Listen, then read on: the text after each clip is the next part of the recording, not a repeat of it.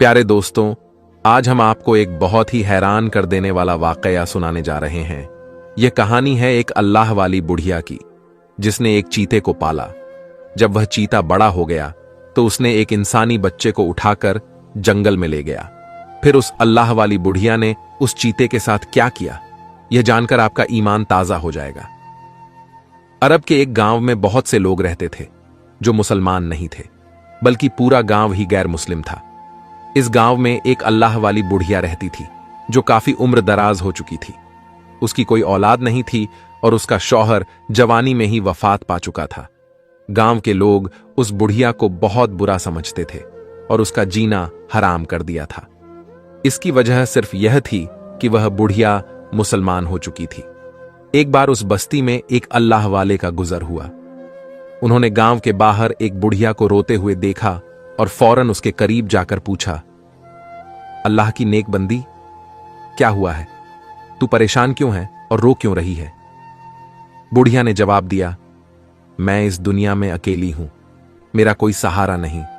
मेरा शौहर गुजर चुका है और मुझे यहां पूछने वाला कोई नहीं है, औलाद भी नहीं है, बस ऐसे ही गली बाजारों में भटकती रहती हूं। अल्लाह वाले कहने लगे, जिसका कोई नहीं होता उसका अल्लाह होता है, जिसकी हम इबादत करते हैं वही अल्लाह है। यह सुनकर बुढ़िया हैरान हो गई और पूछा, कौन अल्लाह और आप किसकी इबादत करते हो? हमारे गांव में तो बुतों की पूजा की जाती है, आप किस अल्लाह की बात कर रहे हो? फिर अल्लाह वाले ने उसे ऐसे बयानात सुनाए कि बुढ़िया को यकीन आने लगा और वह झूमने लगी। उसने कहा, ऐ अल्लाह वाले, मुझे और बयान सुनाइए, मुझे बहुत सुकून महसूस हो रहा है। हमारे ये बुत तो हमसे बात ही नहीं करते और गांव के लोग इनसे मन्नतें मांगते रहते हैं, लेकिन आपका अल्लाह ना दिखते हुए भी आपकी हर बात सुनता है और अपने मजलूम बंदों को तन्हा नहीं छोड़ता। मैं भी आपके अल्लाह पर ईमान लाना चाहती हूं और मुसलमान होना चाहती हूं। अल्लाह वाले ने उसे कलमा पढ़ाया और मुसलमान बना दिया।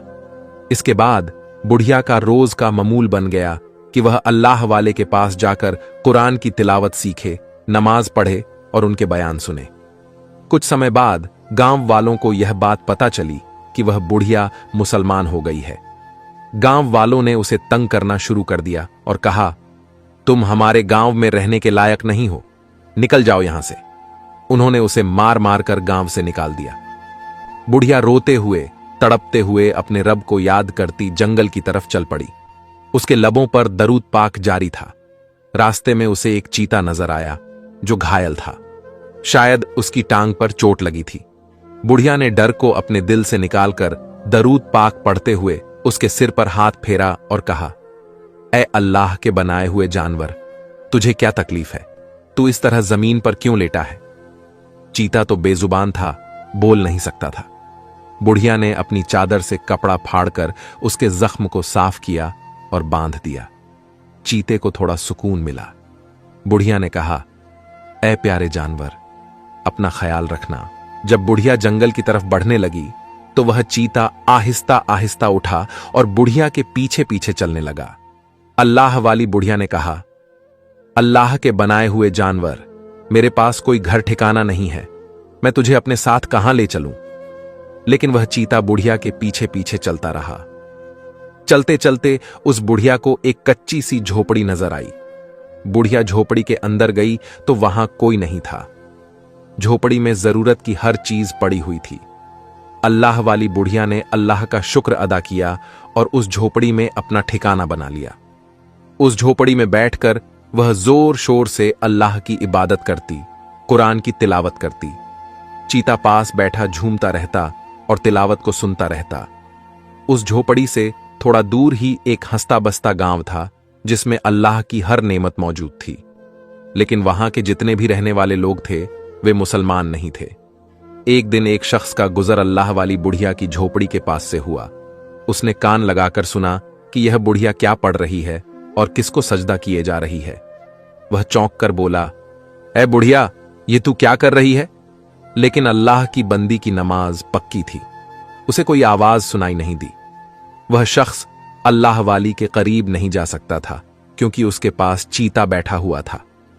वह दिल में सोचने लगा, इतना जहरीला जंगली चीता बुढ़िया के पास बैठा है और इस जानवर ने बुढ़िया को कोई नुकसान भी नहीं पहुंचाया। वह शख्स दौड़ता हुआ अपने गांव में गया और कुछ आदमियों को बुलाकर लाया। वे सारे आदमी मिलकर देखने लगे कि यह बुढ़िया पता नहीं किसकी इबादत कर रही है और इतने खतरनाक चीते को पास बिठाए हुए है।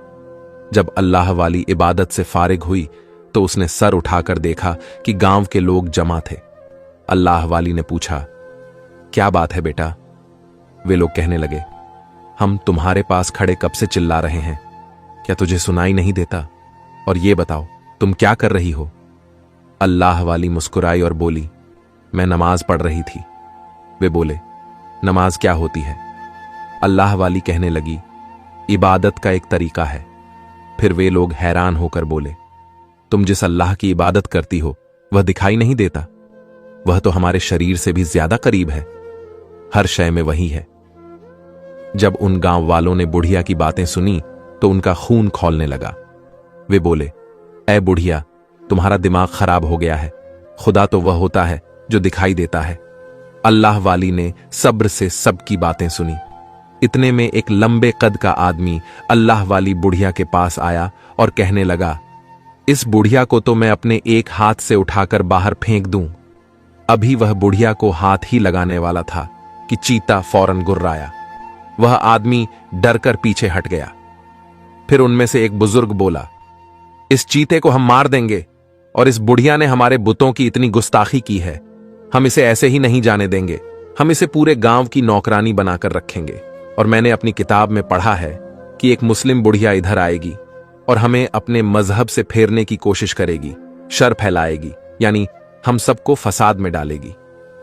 फिर उस गांव वालों ने मिलकर अल्लाह वाली को तंग करने का इरादा कर लिया था। फिर वह लोग योजना बनाते हुए वहां से चले गए। इधर अल्लाह वाली बुढ़िया चीते के सिर पर प्यार से हाथ फेर कर कहने लगी, ये जालिम लोग तुम्हें मार डालेंगे बेटा। जब तक तेरा दाना पानी मेरे साथ था हम साथ रहे। अगर तू मुझे अपना मानता है तो मेरी बात को सुन। तू इस झोपड़ी से निकल जा और जंगल में वापस लौट जा और दोबारा इधर कभी ना आना। लेकिन चीते की आंखों से आंसू बहे जा रहे थे। अल्लाह वाली बुढ़िया ने कहा, तू समझता क्यों नहीं मेरी बात को? चल जा यहां से। उस चीते ने आंखों में आंसू भरे और जंगल की तरफ चला गया। अब बुढ़िया झोंपड़ी में अकेली रह गई थी और उसका और कोई ठिकाना तो था नहीं, लेकिन अल्लाह का ही हुक्म था, इसलिए वह मुसलमान बुढ़िया इस गांव में आई थी। गांव वाले सब लाठियां उठाकर चीते को मारने के लिए जब अल्लाह वाली बुढ़िया की झोपड़ी में आए तो चीता वहां मौजूद नहीं था। वो गुस्से से गरज कर बोले, ऐ बुढ़िया, किधर भगा दिया तूने उस चीते को? आज हम उसे नहीं छोड़ेंगे। फिर वह उस चीते को इधर उधर ढूंढते रहे, लेकिन उन्हें चीता कहीं न मिला। उनमें से एक आदमी बोला, अब हम इस बुढ़िया को ऐसी सजा देंगे कि यह सिसक सिसक कर अपनी मौत मांगेगी, लेकिन इसे मौत नहीं मिलेगी।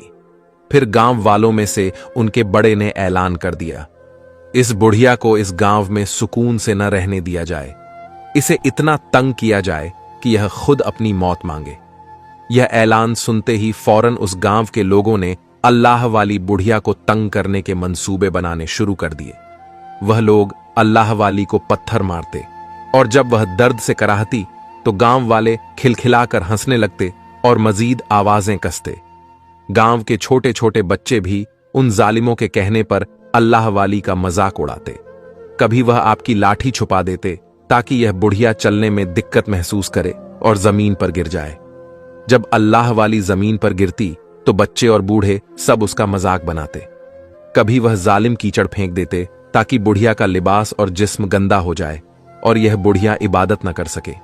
लेकिन अल्लाह वाली बुढ़िया को अल्लाह ने इतना सब्र दिया था कि वह चुपचाप सब जुल्म बर्दाश्त करती रही। जब भी वह बुढ़िया नमाज पढ़ने बैठती तो वह लोग शोर मचाकर आपकी इबादत में खलल पैदा करते, नमाज की जगह गंदगी फेंक देते। लेकिन अल्लाह वाली ने हर अजियत को अल्लाह की रजा समझकर कबूल किया। अल्लाह वाली के दिल में उन सबके लिए फिर भी मोहब्बत थी। वह हर पल दुआ करती थी कि अल्लाह पाक इन गांव वालों को हिदायत दे और इनके दिल नरम कर दे। आप जानती थीं कि अल्लाह की राह पर चलना आसान नहीं है। इस गांव में मर्द तो मर्द, औरतें भी सख्त दिल और बेरहम थीं। उनके दिलों में न तो किसी बुजुर्ग का एहतराम था और न ही कोई हमदर्दी। उन औरतों की अकड़ और गुरूर दिनों दिन बढ़ता जा रहा था। उन औरतों की जिंदगी में किसी चीज की कमी नहीं थी। जो चाहती थीं वही मिलता था, जो कहती थीं पूरा हो जाता। वे इस कदर ऐशो आराम में मग्न थीं कि उन पर कभी कोई मुश्किल या आजमाइश नहीं आई। हर औरत का बेटों को पैदा करना, माल दौलत की फरवानी और जिंदगी में आसानी ने उन्हें घमंड में मुब्तला कर दिया था। अल्लाह के हुक्म और इबादत की उन्हें कोई परवाह नहीं थी। अल्लाह को वे जानती ही नहीं थीं और खुद को हर तरह की जरूरत और आजमाइश से परे समझती थीं।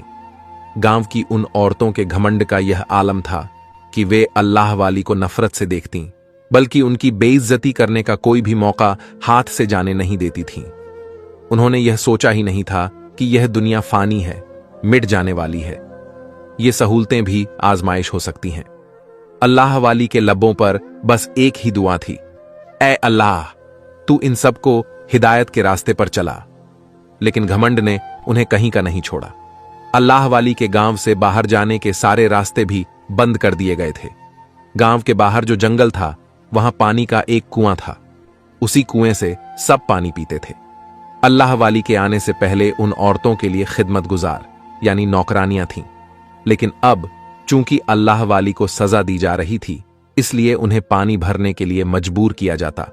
वह कुआं गांव से काफी दूर था, जहां पैदल चलकर जाना पड़ता था।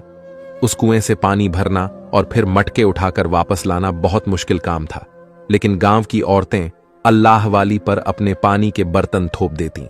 अल्लाह वाली एक के बाद एक भारी बर्तन भरकर लातीं। गांव की औरतें हैरान थीं कि यह बूढ़ी औरत जवानों की तरह इतनी फुर्ती से काम कैसे करती है, वह भी बिना खाए पिए। इतने में अल्लाह वाली बोली, पानी मैंने भर दिया है और बताओ कोई और काम करवाना है।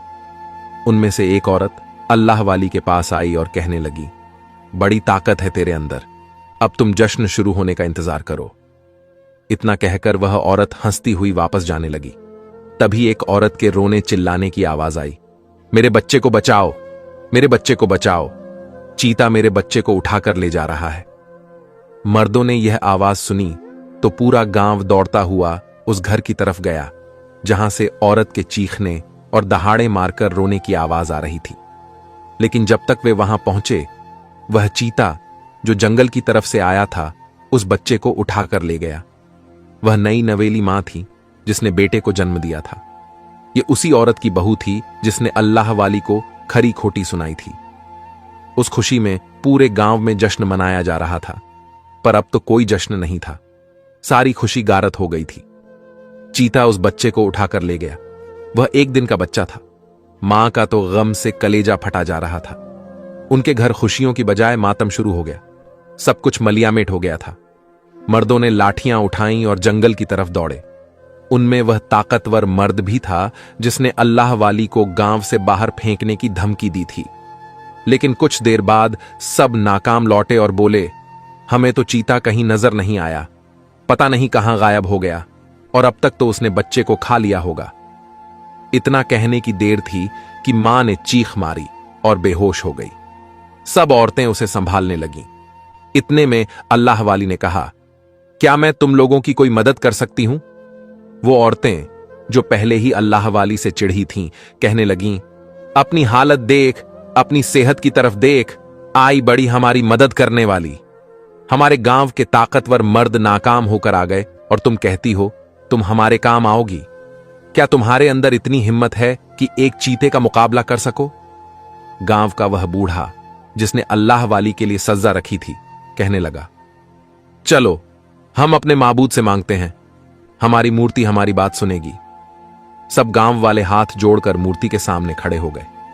वह औरत जिसका पोता था, मूर्ति के आगे सजदे में गिर गई और कहने लगी, तू हमें देने वाली है, हमारी मुश्किल को आसान कर दे, मेरा पोता वापस आ जाए। वह चीता उसे खुद लेकर हमारे पास आ जाए। हम सालों से तेरी इबादत कर रहे हैं, तू ही हमारा खुदा है, तुझे खुदा मानते हैं और यकीन है हमें तुम हमारी बिगड़ी बनाओगे। इतना बड़ा सदमा मेरी बहू को मत दो। इससे पहले कभी किसी चीते ने हमारे गांव के बच्चे को नहीं उठाया, तो अब यह सब क्या हो गया? वह हमारे बच्चे को रोटी का निवाला बनाकर ले गया। अल्लाह वाली उन सब की बातें सुन रही थी, लेकिन बीच में बोलती तो वे लोग बिगड़ जाते और आप पर गुस्सा निकालते। बहुत देर तक वे लोग हाथ जोड़े खड़े रहे। कोई रो रहा था, कोई मिन्नतें कर रहा था, यहां तक कि वह बूढ़ा जो उस मूर्ति की पूजा करता था बार बार कहता, मैंने तुम्हारे लिए क्या कुछ नहीं किया, आज मेरे गांव की इज्जत का सवाल है। वह चीता हमारे बच्चे को ना खाए। अब रात का अंधेरा हर ओर फैल चुका था। औरतों ने मर्दों से कहा, जाओ एक बार फिर जंगल की तरफ जाओ और देख कर आओ, हो सकता है चीता बच्चे को लेकर कहीं बैठा हो। मर्द फिर से जंगल की तरफ गए, लेकिन ढूंढने पर भी वह चीता उन्हें नहीं मिला, बल्कि सिर्फ उसके गरजने की आवाज आ रही थी। जहां से आवाज आती थी वहां पर वे लोग जाते तो चीता गायब हो जाता। सब थक हार कर वापस आ गए। यहां पर औरतें मातम करने लगीं। शोक का माहौल था। अभी कुछ देर पहले खुशी की लहर दौड़ रही थी, अब वहां ऐसा लग रहा था जैसे किसी की मौत हो गई हो। इधर अल्लाह वाली उनके जुल्म के बाद भी बद्दुआ नहीं कर रही थी, बल्कि उन सब के लिए दुआ कर रही थी, ऐ मेरे परवरदिगार, यह क्या मामला है? क्यों इनके साथ यह सब हो रहा है? तू इन पर रहमत कर। इतने में वही औरत जो आपका मजाक उड़ाती थी आपके पास आई और कहने लगी, तुम अपने रब से दुआ मांग रही हो, हमारे लिए भी दुआ करो। पहली बार उस औरत ने अल्लाह वाली के आगे हाथ जोड़े और कहने लगी, हम बर्बाद हो गए, हमारे खुदा ने अब तक हमारी नहीं सुनी, लेकिन मैं तुम्हारे आगे अब मिन्नत करती हूं, जो भी तुम्हारा रब है उससे कहो हमारा बच्चा वापस कर दिया जाए। उस औरत के कहने पर गांव के कुछ लोग चीखने लगे, क्या तुम पागल हो गई हो? इसका रब हमारा क्या काम कर सकता है, जब हमारा दिखने वाला रब हमारा काम नहीं कर रहा? अल्लाह वाली ने कहा, मैं कोशिश कर सकती हूं बच्चे को लाने की। सब गांव वालों ने मना कर दिया, लेकिन उस औरत ने जल्दी से कहा, हां, अगर आपके अंदर हिम्मत है तो जाइए, मेरे बच्चे को वापस ले आइए, मैं आपका यह एहसान जिंदगी भर नहीं भूलूंगी। अल्लाह वाली ने कहा, इससे पहले कि मैं जंगल की तरफ जाऊं, मैं नमाज पढ़ना चाहती हूं। फिर आपने वुजू किया और नमाज पढ़ने लगी। आपने नमाज ए हाजत पढ़ी, यानी अल्लाह ताला से अपनी हाजत बयान की। इसके बाद अपनी लाठी उठाई और जंगल की तरफ चल पड़ी। इतने में जिस आदमी को अपनी ताकत पर बड़ा घमंड था, उसने अल्लाह वाली से कहा, मैं भी आपके साथ चलता हूं। अल्लाह वाली ने कहा, हां जरूर चलो, और तुम भी देख लेना कुदरत का करिश्मा। वह हंसने लगा और कहने लगा, मैं तुमसे कितना ऊंचा हूं, कितना लंबा हूं, मुझसे जो काम ना हुआ तुम जैसी कमजोर बुढ़िया कैसे कर सकती हो? चलो देखते हैं तुम्हारी औकात। इसके बाद वह आदमी अल्लाह वाली के साथ जंगल में गया। सुबह होते ही बच्चे को ढूंढेंगे, लेकिन मां चिल्ला उठी। उसने कहा, तुम्हारी रात तो गुजर जाएगी, मेरा क्या होगा? मेरा तो सब कुछ लुट गया। वह चीता बहुत बड़ा दरिंदा है, सुबह तक तुम लोग उसे मौका क्यों दे रहे हो? उसका शौहर बोला, क्या करें, हमने पूरा जंगल छान मारा और चीता हमें नजर नहीं आया। उसकी आवाज भी आ रही थी, लेकिन वह खुद नजर नहीं आया। अब तुम यह बात मान लो, तुम्हारा बच्चा बचेगा नहीं। तुम्हारे दिल की तसल्ली के लिए फिर भी सुबह जरूर जाएंगे। वह बोली, तुम कैसे लोग हो? एक तो मेरे बच्चे को उस चीते ने उठा लिया। अरे अभी भी वक्त है। इतने में अल्लाह वाली बोली, भोल पड़ी बेटी, मेरी बात सुनो, तुम्हारे बच्चे को कुछ नहीं होगा। सुबह तक तुम्हारा बेटा और चीता खुद लेकर आएगा, तुम भरोसा रखो। लड़की बोली, किस पर भरोसा रखूं? उस खुदा पर जिसे मैंने पूजा, उसकी इबादत की, और यह मेरे दिल के दर्द को नहीं समझ रहा। मेरे जिगर के टुकड़े को वह चीता ले गया और आप कहती हैं मैं यकीन रखूं? अल्लाह वाली कहने लगी, उस पर यकीन ना रखो, तुम मेरे रब पर यकीन रखो, जो तुम्हारा भी रब है, वह अल्लाह है। अगर मैंने यकीन कर लिया तुम्हारे रब पर, तो क्या तुम्हारा अल्लाह मेरी सुनेगा? अल्लाह वाली बोली, क्यों नहीं, जरूर सुनेगा। लड़की बोली, अगर वह चीता वापस आ जाए और मेरा बच्चा सलामत हो, उसे कुछ ना हो, तो मैं तुम्हारे रब पर यकीन ले आऊंगी। अल्लाह वाली फौरन सजदे में गिर गई और अल्लाह से दुआ मांगने लगी, ऐ मेरे रब, तू सब जानता है, मैं इस गांव में तेरे हुक्म से आई और तेरे ही हुक्म पर मैंने सारे काम किए, और तू ही चीते को हुक्म दे कि वह इस गांव में वापस आए और बच्चे को ना खाए। ये लोग तेरी जात पर यकीन भी रखेंगे और तुझे मान लेंगे। ऐ परवरदिगार, तू उस चीते को कह दे कि वह इस नमलूक बच्चे को लेकर जल्द वापस आए। मुझसे उस मां का दर्द देखा नहीं जा रहा। अल्लाह वाली की आंखों में आंसू थे। अब रात तो बहुत ही बड़ी थी, क्योंकि गम की रात बहुत बड़ी होती है, लेकिन गम के बाद अंधेरा खत्म होकर रोशनी आ जाती है। सुबह हुई। आपने उनके सामने ही नमाज पढ़ी और वे कुछ कह नहीं सके, पर वह बूढ़ा शख्स आपको घूर कर देख रहा था। अब की बार फिर उसने सबके कानों में जहर डाला। देखो, यह बूढ़ी औरत अपनी मनमानी कर रही है, हमारे सामने बैठकर इबादत करने जा रही है और हम कुछ नहीं कहते। अब बहुत हो गया। किताब में लिखा था, यह मुसलमान बुढ़िया हमें परेशान करने के लिए बहुत कुछ करेगी, और देखो आज हम सबको इसने परेशान कर दिया। खुशी गमी में बदल गई। इसे हम बहुत ही कड़ी सजा देंगे। वह सब यह कहकर बूढ़ी औरत की तरफ बढ़ने ही लगे थे कि इतनी देर में चीते के घर आने की आवाज आई। वे डर कर लोग पीछे हट गए। ये वही चीता था जिसे अल्लाह वाली ने अपने पास रखा हुआ था। अब वह चीता बड़ा हो गया था। वह चीता बच्चे को अपने दांतों में दबाए हुए वहां पर खड़ा था। वह सबको खूनी नजरों से देख रहा था, जैसे बच्चे की जगह अब उनको ही खा जाएगा। अब गांव वालों की सारी अकड़ निकल चुकी थी। अल्लाह वाली मुस्कुराई और चीते के पास आकर कहा, लाओ, इस बच्चे को मुझे दे दो, इसे मत खाओ। ये किसी मां का दिल है, किसी मां को दुख नहीं दो। आपकी बात सुनकर चीते की आंखों में आंसू आ गए और ऐसे दांत वह दिखाने लगा जैसे कह रहा हो, यह बच्चा मैं नहीं दूंगा। अल्लाह वाली को जलाल आया। आपने कहा, तुम मेरी बात नहीं मानोगे? पहले भी मेरी बात नहीं सुनी और गांव में चले आए, बच्चा उठाकर ले गए। तुम बात क्यों नहीं सुन रहे हो? अल्लाह वाली के हुक्म पर वह धीरे धीरे चलता हुआ आपके पास आया और बहुत ही अदब से वह बच्चा आपके हाथ में दे दिया। अल्लाह वाली ने झुककर बच्चे को अपनी गोद में लिया और प्यार से देखने लगी। बच्चे का चेहरा चमक रहा था, जैसे वह अल्लाह वाली की निगाहों को पढ़ रहा हो। अल्लाह वाली ने उस बच्चे को उलट पलट कर देखा। उसे कोई खराश तो नहीं आई। फिर अल्लाह वाली ने बच्चा उसकी मां के हवाले कर दिया और कहने लगी, लो, तुम्हारे जिगर का टुकड़ा, उसे कुछ नहीं हुआ। मां बच्चे को देखकर बहुत खुश हुई। अल्लाह वाली ने चीते से कहा, तुम्हारा काम हो गया, अब तुम जाओ। लेकिन जो अब होने वाला था उसके बारे में कोई तसव्वुर भी नहीं कर सकता था। वह चीता तो तेजी से दौड़ा और उस बूढ़े पर, जिसने अल्लाह वाली को सजा देने का हुक्म दिया था, छलांग लगा दी। वह अपने दांतों को उसकी गर्दन पर रखकर उसका खून पीना चाहता था, उसकी बोतियां भी कर देता, लेकिन ऐसा ना हुआ। अल्लाह वाली किसी जवान आदमी की तरह दौड़ते हुए उसके पास आई और उसके मुंह पर 2-3 थप्पड़ लगाए। वह चीता किसी कमजोर जानवर की तरह बिलबिला लगा, जैसे उससे ज्यादती हो गई हो। अल्लाह वाली ने कहा, मैंने तुमसे कहा था ना, यहां से चले जाओ, किसी को कोई भी नुकसान नहीं पहुंचाना, पर तुमने उस आदमी पर हमला कर दिया। बता सकते हो क्यों? वह शख्स तो डरा समा खड़ा था और उसकी अभी जान चली जाती अगर अल्लाह वाली उस चीते को ना रोकती। अल्लाह वाली के सवाल पर सब हैरान रह गए। जब वह चीता अल्लाह के हुक्म से बोलने लगा, मैं तो इसके साथ वही कर रहा था जो इसने आपके साथ किया। उसने आपको बहुत दर्द दिया, तकलीफ दी, नौकर बनाकर रखा। मैं आपका गुलाम हूं, आपका बेटा हूं, आप मेरी मालिक हो। मैं अपने अल्लाह का मानने वाला हूं, वह सबका मालिक है। वह एक रब जिसने मुझे और इन सबको पैदा किया। और यह नाफरमान सबके दिलों में जहर भर रहा था। अगर यह चाहता तो आपको यहां पर कोई भी तकलीफ नहीं दी जाती, पर इसके कहने पर सारे गांव वाले आपके दुश्मन बन गए। उनके दिमाग में जहर भरने वाला यही एक इंसान है, इसलिए इसकी मौत तो होनी चाहिए।